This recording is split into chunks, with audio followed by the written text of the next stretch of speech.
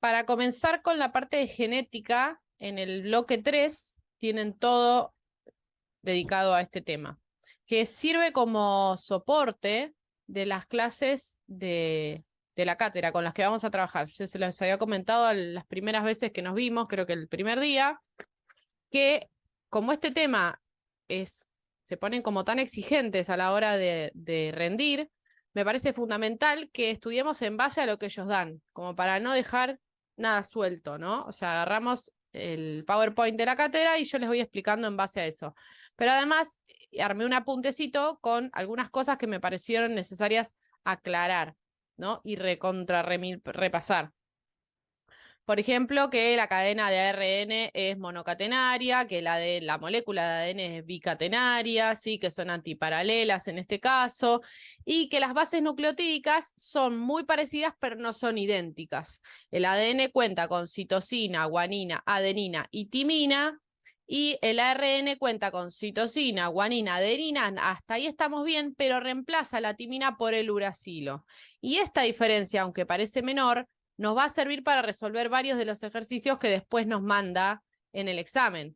Porque en el examen te pone, por ejemplo, una secuencia de ARN mensajero y te muestra 5 opciones y te dice cuál de estas sirvió de molde para este ARN mensajero. Y vos tenés que buscar si es el molde para el ARN mensajero, quiere decir que es ADN.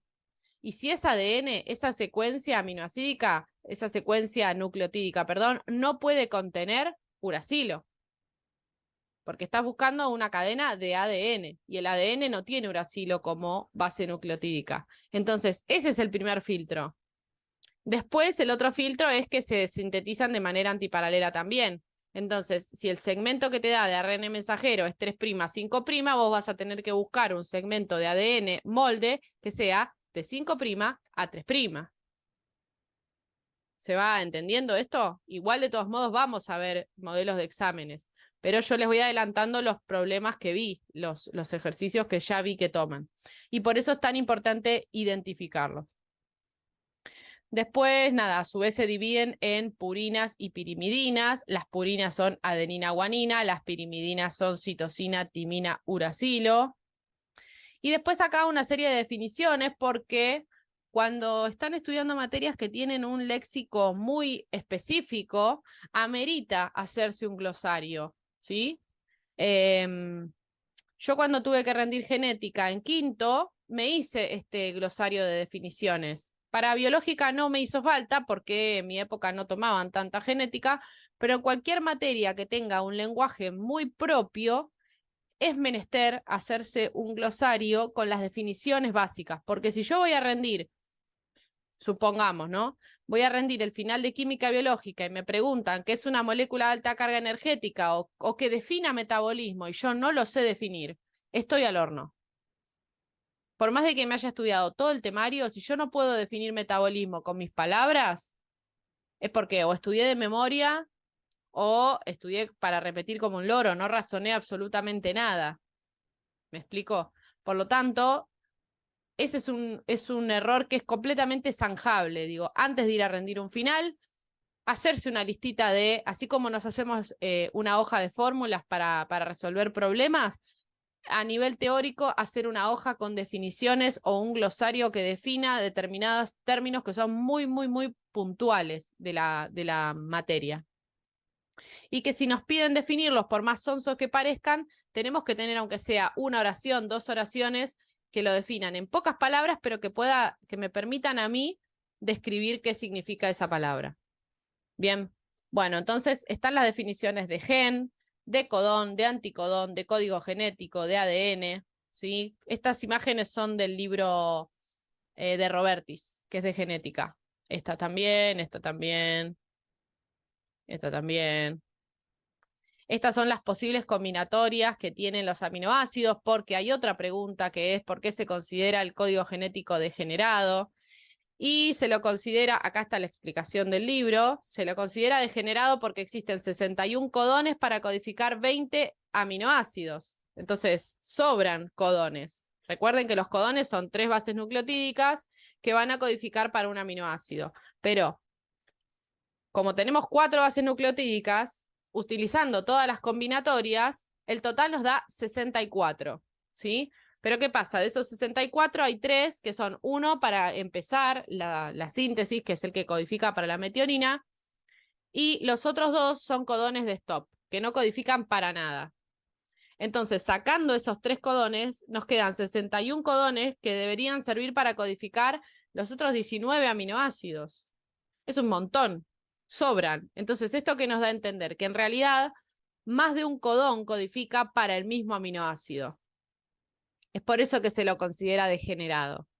Pero ojo, que así como tiene sus contras, también tiene sus pros.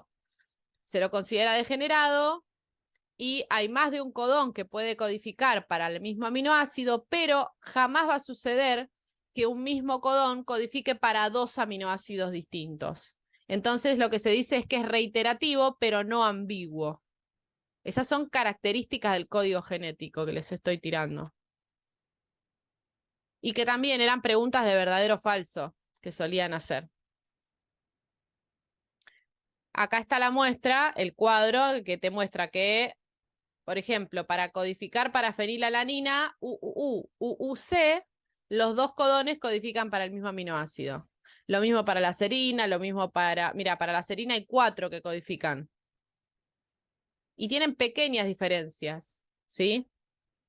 Después hay otro término que es que cuando difieren en solo una base nucleotídica son sinónimos, si mal no recuerdo.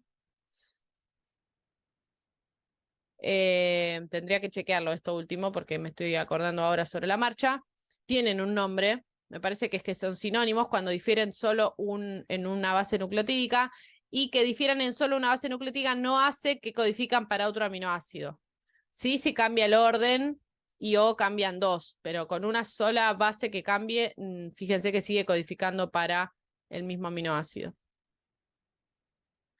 Bueno, después, ¿qué más? ¿Qué más? ¿Qué más? Y acá ya empieza la descripción de los procesos, que los vamos a ver según las diapositivas de la cátedra, pero acá tienen este relato que había hecho yo en su momento, que es tipo cuentito, que explica lo mismo, solo que tiene resaltadas en amarillo las enzimas que se utilizan y que se supone que una vez que se los hayamos explicado, leyendo esto lo van a poder entender más fácil. Entonces, este texto les podría servir para repasar un rato antes del examen, sin tener que tener todas las diapositivas impresas, ¿no?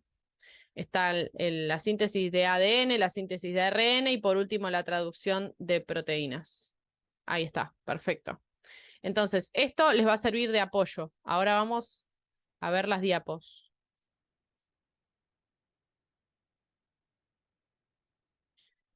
Ácidos nucleicos. A ver. Características entonces. Salí de ahí. Son macromoléculas catenarias, o sea que forman cadenas, portadoras de la información genética de todos los organismos. Son responsables de su transmisión hereditaria. De acuerdo a la composición química se clasifican en ácido desoxirribonucleico, el ADN, fundamentalmente en el núcleo celular, y el ácido ribonucleico, el ARN, que actúa en el citoplasma. Estas moléculas se desnaturalizan por calor y el agregado de ácidos. Están formados por monómeros que se llaman nucleótidos. Para el ADN van a ser desoxirribonucleótidos y para el ARN van a ser ribonucleótidos, ¿sí? Acá les dice un poquito lo mismo que antes. Las bases nitrogenadas son para el ADN estas 4, para el ARN todas iguales menos la timina, que se reemplaza por el uracilo. El azúcar que los acompaña a la base nitrogenada puede ser, para el ADN es la desoxirribosa y para el ARN es la ribosa, ¿sí? Y por último, el grupo fosfato. También en otro lado te explica cuál es la diferencia entre nucleótido y nucleósido. El nucleósido corta acá. Es la base nitrogenada y el azúcar. Y el nucleótido tiene también el fosfato, pero está en una diapo de todos modos. Bases nitrogenadas heterocíclicas. Son insolubles en agua y pueden establecer interacciones hidrofóbicas entre ellas. Estas interacciones sirven para estabilizar la estructura tridimensional de los ácidos nucleicos. Absorben luz en el rango ultravioleta de 250 a 280 nanómetros, propiedad que se usa para su estudio y cuantificación. Y derivan de la purina y pirimidina. Acá están otra vez las púricas y pirimídicas. Acá están los azúcares, la ribosa y la desoxirribosa.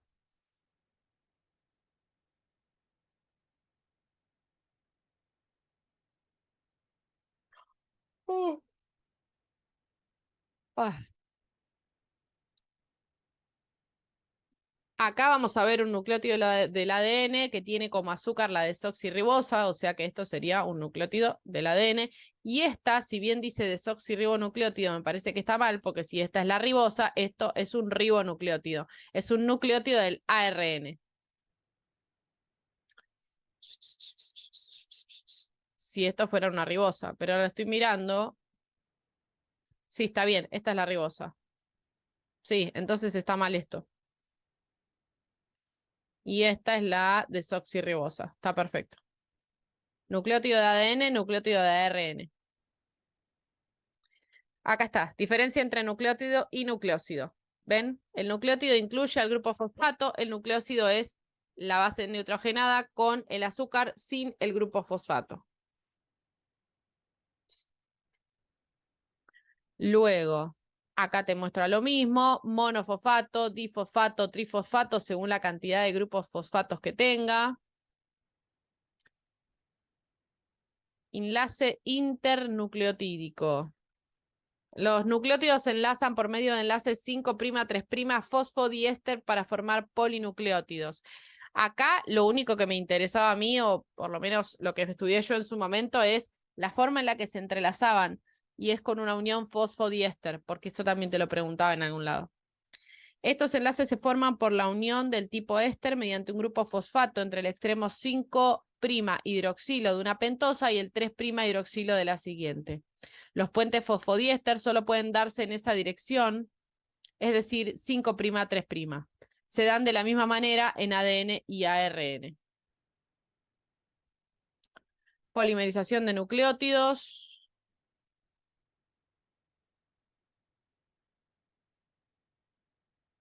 Bueno, estructura del ADN según Watson-Crick. Son dos cadenas helicoidales alrededor de un eje, forman una doble hélice que gira de izquierda a derecha. Las hebras son antiparalelas, y yo hago gestos con las manos y tengo la cámara apagada. Son antiparalelas, uno va para arriba, el otro va para abajo. Puentes 5', 3' van en direcciones opuestas. Las cadenas no son idénticas, son complementarias. Acá tengo una A, acá tengo una T, acá tengo una C, acá tengo una G, acá tengo una G, acá tengo una C. Son complementarias, no son iguales, no es un espejo. Esqueleto hidrofílico formado por unidades alternantes de fosfato pentosa. Las BNH son hidrofóbicas. No sé qué son las BNH, pero adivinaremos. Bases apiladas hacia el interior de la doble hélice, perpendiculares al eje longitudinal. Debido a apilamiento interior, pueden formar puentes de hidrógeno por estar lo suficientemente próximas. Bueno. Reglas de Chargaff para ADN doble hélice. Esto les puede llegar a servir para otro momento de su vida, si trabajan en genética. La proporción de adenina es igual a la de timina. ¿Por qué? Porque siempre van enganchadas adenina y timina, o sea que va a haber la misma cantidad. La relación entre adenina y timina es igual a la unidad. A sobre T es igual a 1, porque es como 20 sobre 20, 5 sobre 5. La cantidad es la misma. La proporción de guanina es igual a la de citosina, porque son complementarias. Entonces, donde hay G, hay C. Si hay 20G, hay 20C. Cuando yo divido los dos números iguales, me da 1. La relación entre guanina y citosina es igual a 1. La proporción de bases púricas A más G es igual a la de las bases pirimídicas, T más C, lo cual acá te expresa que A más G es igual a T más C, debería cumplirse esa ecuación. La relación entre A más G y T más C es igual a la unidad, porque son iguales. La proporción entre A más T y G más C es característica de cada organismo, pudiendo tomar, por tanto, diferentes valores según la especie estudiada. Existe variabilidad en la composición de bases nitrogenadas. Estas son las reglas de Chargaff. Complementariedad y antiparalelismo. Acá les muestra, por ejemplo, extremo 5', 3', extremo 3', 5'. Una va para abajo, esta, y una va para arriba. Donde hay una timina, se engancha una adenina. Donde hay una guanina, se engancha la citosina. Citosina, guanina, adenina, timina. ¿Sí? Siempre la complementariedad. Formación de puentes de hidrógeno. Cromosoma. Cada una de las estructuras altamente organizadas formadas por ADN y proteínas que contiene la mayor parte de la información genética de un individuo, formado por un gran número de genes. La cromatina, organizada en cromosomas, se encuentra en el núcleo de las células eucariotas y se visualiza como una maraña de hebras delgadas. Acá les muestra el ADN, se organiza en estas histonas, luego se forma la cromatina y enrollada se organiza en cromosomas. ¿Sí? Para que entiendan cómo viene el paso a paso. Cuando comienza el proceso de duplicación y división del material genético, esa maraña de hebras inicia un fenómeno de condensación progresivo que permite visualizar cada uno de los cromosomas. Diagrama de un cromosoma eucariótico, duplicado y condensado. Este es el centrómero, en el medio, ¿sí? Los de arriba son los brazos cortos, los de abajo son los brazos largos. Y la 1 dice cromátida, cada una de las partes idénticas de un cromosoma luego de la duplicación del ADN. La cromátida es la mitad. Una mitad y la otra mitad. Estas son cromátidas hermanas, ¿ves? Son iguales, codifican para lo mismo y van juntos. Se unen por el centrómero. Telómero es lo de la punta.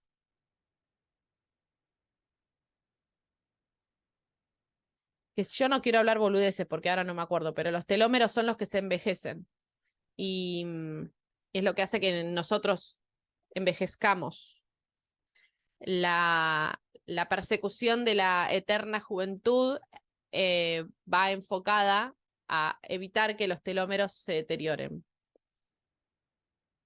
Nada, un chisme. Gen.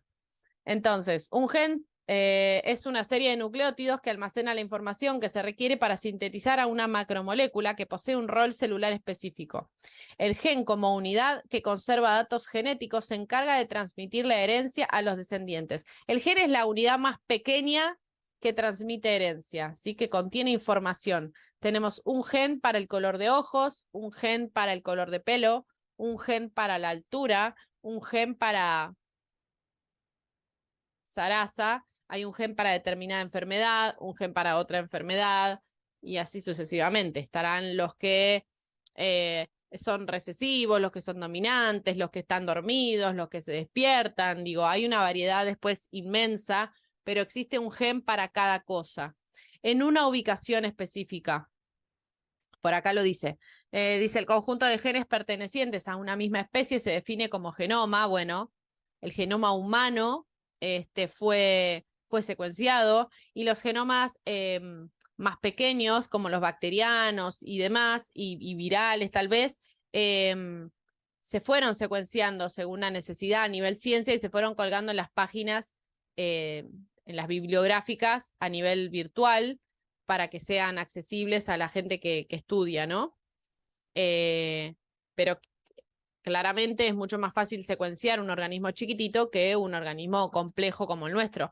Para hacer el genoma humano se lanzó un proyecto internacional con financiación de muchos países, donde cada país que quería colaborar proponía a sus científicos y ponía plata para poder secuenciar un fragmento. Y así entre todos fueron armando, duró muchos años hasta que lograron conformar el genoma humano. Está creo que en Wikipedia está, si ustedes ponen proyecto genoma humano van a poder averiguar un poco más sobre esto. No es soplar y hacer botellas, es un laburo. Piensen que tenés una hebra de cromosoma de ADN largo, largo, largo, largo, con toda la información que codifica para un ser superior como somos nosotros, digo, en cuanto a funciones, a metabolismo, a inteligencia, a desarrollo, a un montón de cosas, ¿no? Es mucha información. Bueno, después dice que los genes se encuentran en los cromosomas y que cada uno ocupa dentro del cromosoma una posición determinada llamada locus. Entonces, esto es lo que establecieron los científicos para poder ubicar algún gen patológico, por ejemplo, o poder estudiar el gen que codifica para el color de ojos. Bueno, estaría ocupando el locus tal del cromosoma tal. Y de esa manera lo pueden ubicar, ¿sí? Tiene una ubicación específica. Cromatina. Está formada por el ADN con la información genética y las proteínas que lo empaquetan, que se encuentran dentro del núcleo. La cromatina es una estructura dinámica que adapta su estado de compactación y empaquetamiento para optimizar los procesos de replicación, transcripción y reparación del ADN. La unidad básica de la cromatina es el nucleosoma, que consiste en un fragmento de ADN enrollado alrededor de un octámero de histonas. Ahora vienen las histonas. Nucleosoma. En procariotas, el ADN se pliega como una superhélice, generalmente en forma circular, asociada a una pequeña cantidad de proteínas. El nucleosoma es una estructura que constituye la unidad fundamental y esencial de la cromatina, que es la forma de organización del ADN en las células eucariotas. Los nucleosomas están formados por un núcleo proteico constituido por un octámero de histonas, proteínas. El enrollamiento de los nucleosomas recibe el nombre de solenoide. Para mí acá ya se está yendo al pasto. Al pasto. Son un montón de términos nuevos que son muy propios de genética, que se van del centro de atención de lo que es la química biológica. Pero bueno, esto está. Los solenoides se enrollan formando la cromatina del núcleo interfásico de la célula eucariota. Cuando la célula entra en división, el ADN se compacta más, formando así los cromosomas. Aquí está entonces el nucleosoma, el octámero de histonas, ¿sí? Y el ADN. La cosa que es. Un manojo. Manojo, unas bolitas que se enroscan. Lo que sí estaría bueno, capaz, es hacer un diagrama de tamaños y decir, bueno, vamos partiendo desde lo más chiquitito hasta lo más grande, cómo se va organizando, ¿no? El gen dentro del cromosoma, el cromosoma, formando la cromatina, ordenado dentro de la cromatina, ¿no? O sea, la cromatina acomodada en cromosoma. Y que todo esto, digamos, el octámero de histonas, conforma el nucleosoma. Haciéndolo como en una cadenita para ver si esto tiene play. Bueno, me parece que es un video, pero no le encuentro el play. Bueno, acá replicación del ADN. Ya arranca con el proceso. ¿Y acá? ¿Ya está? ¿Eso es todo? Bueno. Arrancamos con el primer proceso, que nos quedan 10 minutos.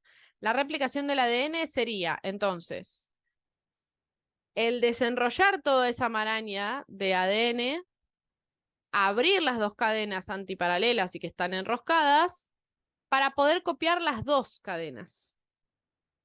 Se copia íntegro, de una punta a la otra, porque lo que sale de una replicación de ADN es de una célula madre, dos células hijas idénticas genéticamente a la mamá. Acá les muestra todos los procesos que podemos llevar adelante, ¿no? Acá en genética. ADN, cuando se copia por completo, es la replicación. Cuando a partir de ADN se sintetiza ARN, se llama transcripción.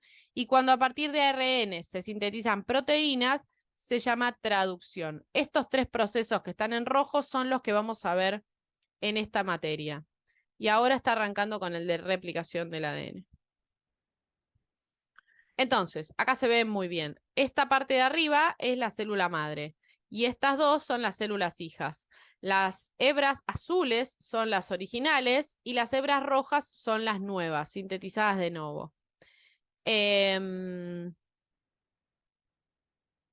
Lo que siempre se mantiene es que los nucleótidos son complementarios, ¿sí? Tanto acá arriba como acá.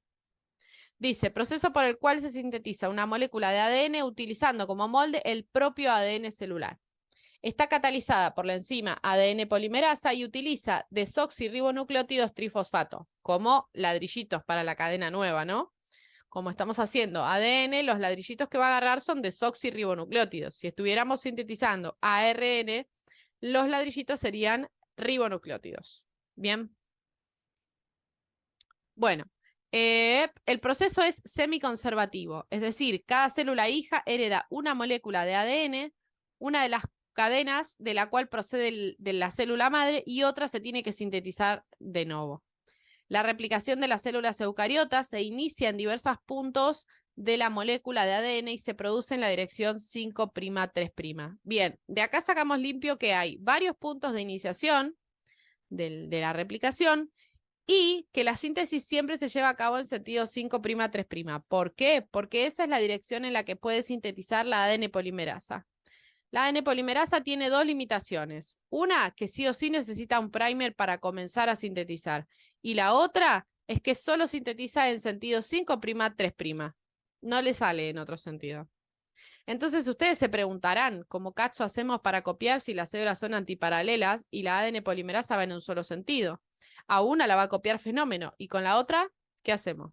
Bueno, ahí está el quit de este proceso. La replicación es semiconservadora. Dice, las moléculas de ADN se replican de un modo semiconservativo, la doble hélice se separa y cada una de las cadenas sirve de molde para la síntesis de una nueva cadena complementaria. El resultado final son dos moléculas hijas idénticas a la original.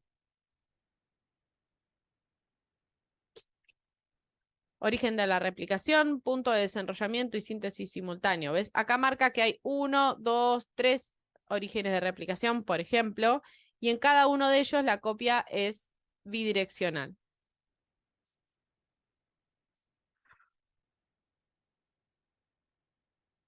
Uah. Perdón. Donde se forma la burbuja de replicación, acá vamos a tener el origen de replicación y se va a copiar la cadena continua que va en sentido 5'3', como le queda bien a la ADN polimerasa, y estos pedacitos que se van a formar en el mismo sentido, pero con colocación de varios primers para poder hacer distintos fragmentitos, que son los fragmentos de Okazaki, que después se van a ver unidos para poder dar final a la cadena. Acá te muestra lo mismo, el DNA se abre, se empiezan a copiar y queda al final una cadena, dos cadenas hijas, ¿no? Con la marrón oscura es la mamá y la naranjita es la hija. Marrón oscura y la naranjita. De una célula madre quedan dos hijas idénticas. Horquilla de replicación. La ADN polimerasa no puede empezar la síntesis de las cadenas hijas desde cero. Necesita de una molécula que posea un extremo 3' hidroxilo libre para que pueda comenzar la polimerización. Este extremo 3' hidroxilo libre se le ofrece una pequeña secuencia de ribonucleótidos llamada primer o cebador. Con el transcurso de la replicación, la horquilla de replicación tiene la capacidad de movilizarse a lo largo del ADN. El paso de la horquilla de replicación deja dos hebras de ADN simple banda que dirigen la formación de las moléculas hijas doble banda. La horquilla puede avanzar gracias a la acción de las enzimas helicasas que van desenrollando la molécula de ADN. Esta enzima rompe los puentes de hidrógeno entre los pares de bases y permite el desplazamiento de la horquilla. Si te preguntan cuál es la función de la helicasa, ahí está, en este último párrafo. Igual en mi apunte, señaladito con colores, uy, acá abajo, resaltadito con colores, también te dice que la helicasa hable la doble cadena, tiqui, tiqui, tiqui, tiqui. Pero acá no dice que rompe los puentes de hidrógeno y taca, taca, taca. Así que se puede sacar de acá la explicación de qué función cumple. Acá muestra nuevamente una horquilla de replicación. Acá está la cadena cerrada todavía, acá está la cadena abierta. La hebra conductora, que es la que se sintetiza de manera continua en sentido 5', 3'. Y la hebra retardada, que es la que va con los fragmentos de Okazaki. Este dibujo, este dibujo creo que lo tomó. A ver. O este también. Este dibujo lo ha tomado en exámenes, de manera vertical, pero era este mismo. Y vos tenías que completar poniéndole los nombres, que era cada cosa, que esto es la horquilla de replicación, que estas son las hebras madre, que estas son la hebra de novo, la hebra molde, los sentidos, y cuál era la dirección del desplazamiento de la replicación.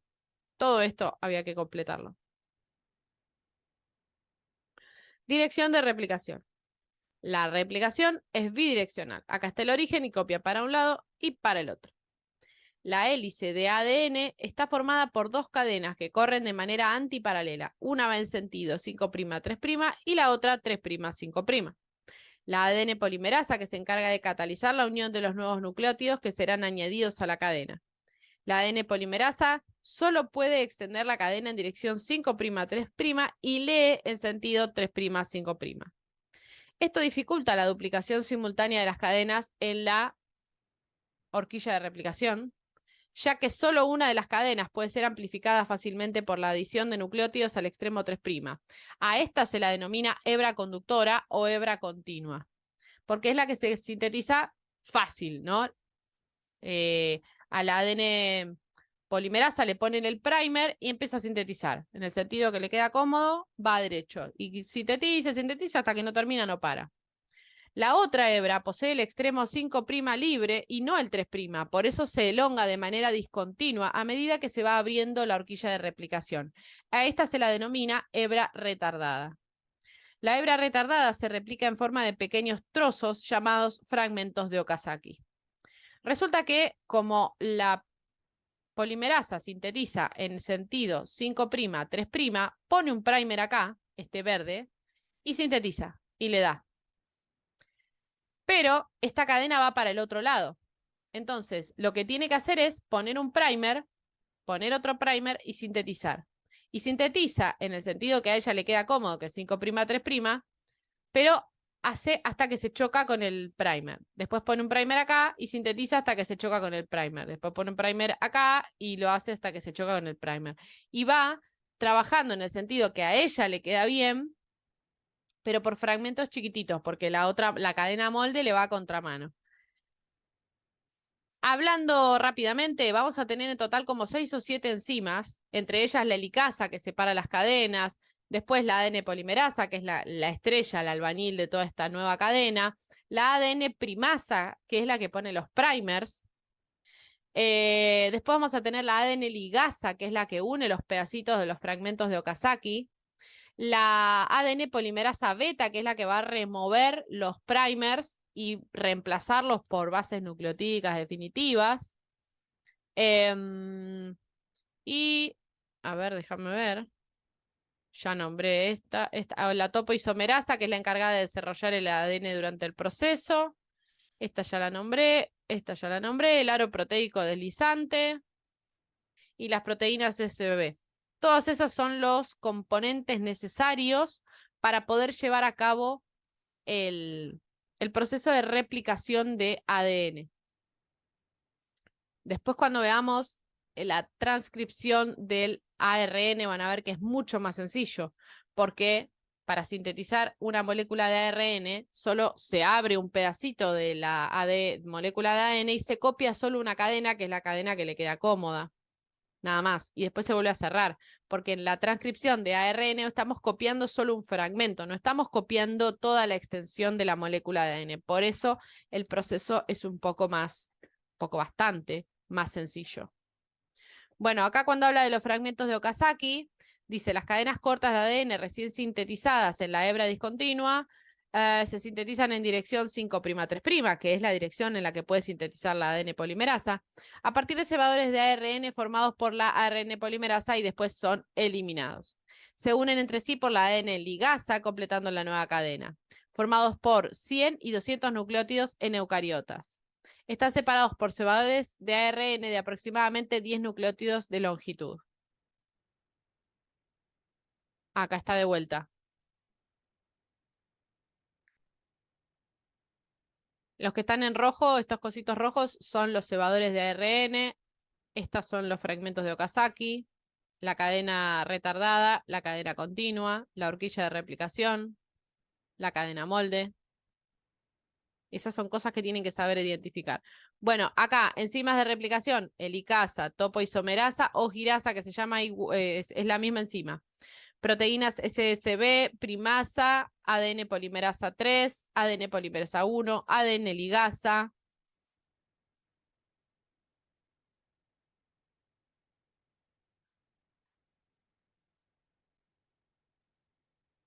Oh. Proceso de replicación en gráfico. Esto también era un video, no estaría pudiendo reproducirlo. A ver si... No, no me deja. Tengo desactualizado el Office, por eso. Bueno, características de la ADN polimerasa, de la enzima.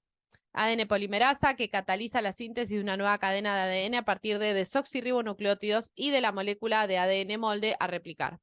La enzima copia la cadena de nucleótidos de forma complementaria, A por T, C por G, para dar moléculas hijas durante la replicación. Polimeriza en sentido 5' 3' y lee en sentido 3' 5'. Además de participar en la elongación, desempeñan una función correctora y reparadora gracias a su actividad exonucleasa para evitar mutaciones. No puede iniciar por sí sola una cadena de ADN, necesita una cadena preexistente o primer, sí o sí necesita un primer. Está la ADN polimerasa 1, que reemplaza los cebadores de ARN por nucleótidos de ADN.